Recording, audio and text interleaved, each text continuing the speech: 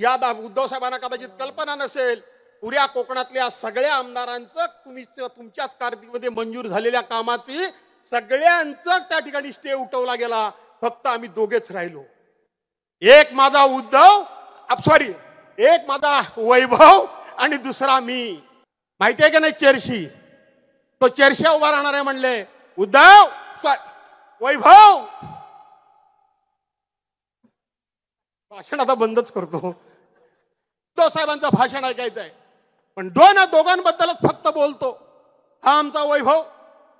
मगाशी उद्धव साहेबांनी खुलेआमपणे छत्रपती शिवाजी महाराजांच्या सिंधुदुर्ग किल्ल्यासमोर मावळतीच्या सूर्यासमोर खांद्यावर हात ठेवला आणि सांगितलं की हा माझा लाडका वैभव. अशा प्रकारचं त्याचं कौतुक केलं. का केलं?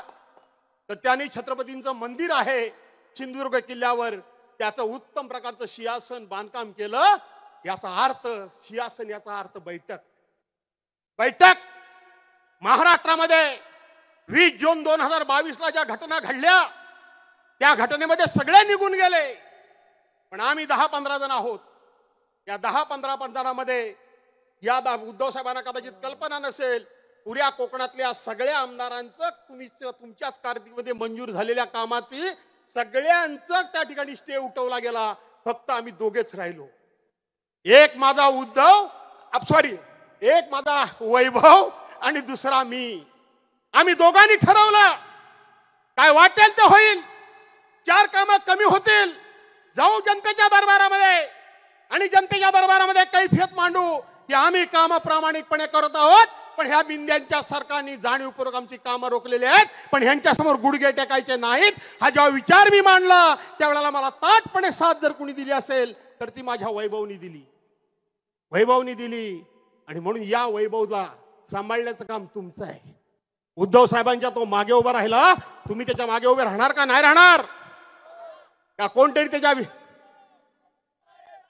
त्या वैभवच्या विरोधात मी ऐकलं, तिथे मी थांबलो होतो, कोणतरी म्हणले चेरशी उभा राहणार आहे. माहिती आहे का नाही चेरशी, तो चेरशा उभा राहणार आहे म्हणले.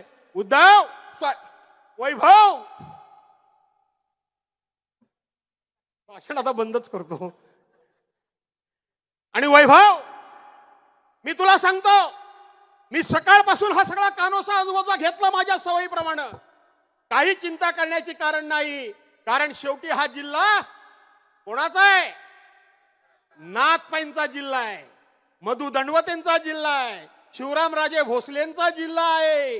हा जिल्हा वामनराव म्हाडकांचा आहे. अशा अनेक उच्च विद्यापीठित लोकांचा हा जिल्हा आहे. त्या जिल्ह्यामध्ये या चर्चांना थारा या जिल्ह्यातली जनता देणार नाही.